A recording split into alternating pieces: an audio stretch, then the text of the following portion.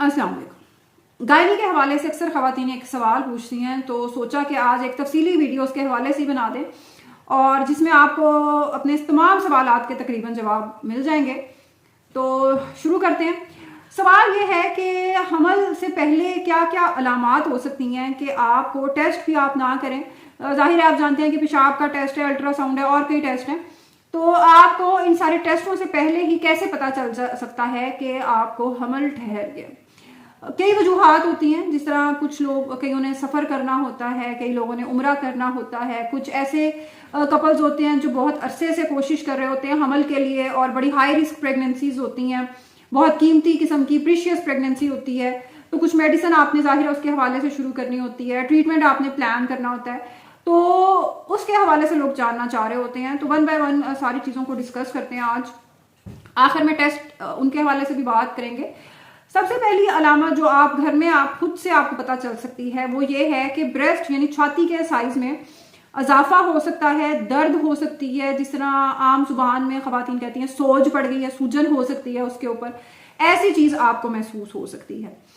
उसके अलावा क्या हो सकता है कि अच्छा, ये भी एक कन्फ्यूजन होता है लोगों को। कन्फ्यूजन क्या होता है कि जो अर्ली आपके जो पीरियड्स होती हैं उससे पहले भी बाज़ औक़ात ख़वातीन में प्री यानी आपको मेंसेस से पहले, माहवारी से पहले भी ऐसे दर्द होता है। लोअर एब्डोमिनल, पेट का जो निचला हिस्सा है, उसमें आपको दर्द या खिंचाव महसूस हो सकता है। बिल्कुल मिलता जुलता दर्द आपको हमल की वजह से भी हो सकता है, लेकिन थोड़ा सा फर्क सिर्फ ये है कि जो पीरियड्स वाला दर्द है उससे ये वाला दर्द थोड़ा सा शदीद और जरा लंबा होता है, लंबे टाइम के लिए हो सकता है। दूसरी चीज ये है कि पेशाब बहुत ज्यादा आना शुरू हो जाता है कई मरीजों में। और अच्छा, इसका भी आपको फर्क समझा देते हैं कि इन्फेक्शन, बाज़ औक़ात पेशाब में इन्फेक्शन भी होता है, उसकी वजह से भी आपको बार बार पेशाब आता है, लेकिन उस इन्फेक्शन वाला जो बार बार पेशाब आना है उसमें आपको फुल फ्लो से पेशाब नहीं आता, आपको थोड़ा थोड़ा बार बार पेशाब आता है और मसाना आपका खाली नहीं होता पूरी तरह।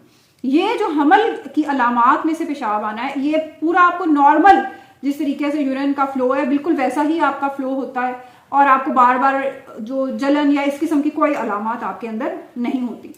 दूसरी चीज क्या हो सकती है कि वजाइनल डिस्चार्ज, वजाइना से आने वाला जो मवाद है वो बढ़ सकता है, थिक हो जाता है, यानी गहरा या मोटा आप उसे कह सकते हैं। थिक की वैसे उर्दू बड़ी मुश्किल है, यानी नॉर्मल डिस्चार्ज से जरा उसकी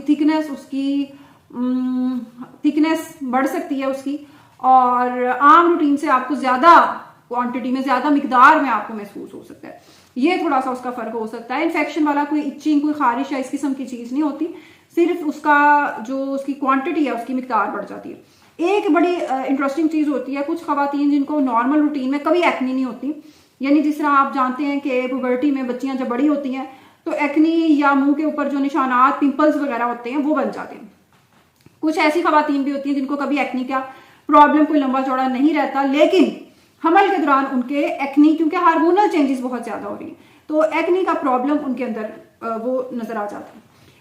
एक चीज जो समझने की बहुत जरूरत है, मेरा ख्याल है मैं शुरू में ही बता देती हूँ, इम्प्लांटेशन ब्लीडिंग क्या होती है। इम्प्लांटेशन ब्लीडिंग आपका जब हमल के दौरान, जब आपका जो एग है और स्पर्म है उनके मिलने से जो जाइगोट बनना है, जो फर्टिलाइज आपका ओवम है, उसने जाकर अंडे ने जब बच्चादानी में अपनी जगह पर अटैच होना होता है, तो थोड़ी सी बहुत मामूली मिकदार में ये स्पॉटिंग की तरह का थोड़ा सा आपको ब्लड आ सकता है, खून आ सकता है।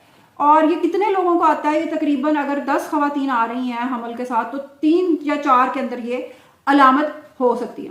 कुछ लोग ये समझ लेते हैं कि अच्छा अब तो ये तो कोई पीरियड्स हो गए हैं, अच्छा इसका मतलब है कि पीरियड्स होने वाले हैं या हो गए हैं, क्योंकि जाहिर है लोगों को नहीं पता होता कि इम्प्लांटेशन ब्लीडिंग हमल के अंदर होती है, तो वो कोई दवाइयां भी खा लेते हैं कि जी कोई हमें पीरियड्स तो हो गए हैं लेकिन डॉक्टर साहब खुल के नहीं हो रहे, तो कोई ऐसी दवाई दें जिससे खुलकर हो जाए। नहीं, ये हमल की अलामात हैं और ऐसी दवाइयां बगैर चेकअप के खाने से ग्रेज करें।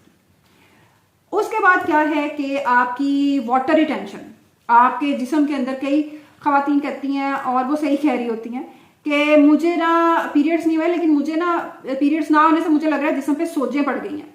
वाटर रिटेन होता है, चूंकि अर्ली जो शुरू का इब्तदाई जो हमल है प्रोजेस्टेरॉन बहुत ज्यादा जिस्म में मौजूद है हार्मोन, और उसका काम है कि वाटर को वो रिटेन कर देता है।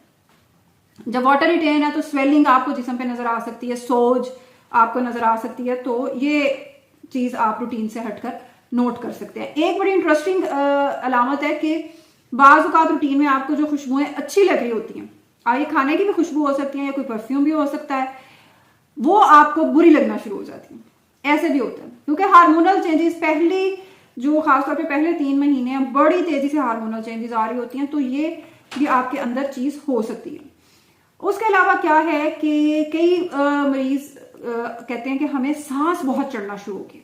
और सांस बहुत क्यों चढ़ रहा होता है कि आपकी यूट्रस के अंदर ब्लड फ्लो बहुत ज्यादा बढ़ रहा होता है, और जब अंडा वहां आकर फर्टिलाइज जो एग है वो जब आकर यूट्रस के अंदर बच्चादानी के अंदर अपनी जगह पर पहुंच रहा होता है, उसकी वजह से ब्लड फ्लो बहुत ज्यादा बच्चादानी के अंदर बढ़ रहा है और ये सारी चीज चेंजेस आ रही हैं।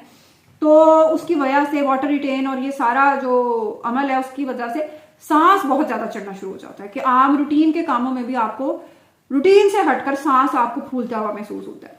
एक तो खून की कमी है जिसकी अलामत है कि उसमें भी जब HB भी आपकी बहुत कम होती है तब भी सांस फूलता है, लेकिन HB तो आपकी पहले से ही कम है। ये जो आम रूटीन के कामों से भी सांस चढ़ना शुरू हो गया है, सांस आपका फूलना शुरू हो गया है, ये हमल की इब्तदाई अलामत भी हो सकती है।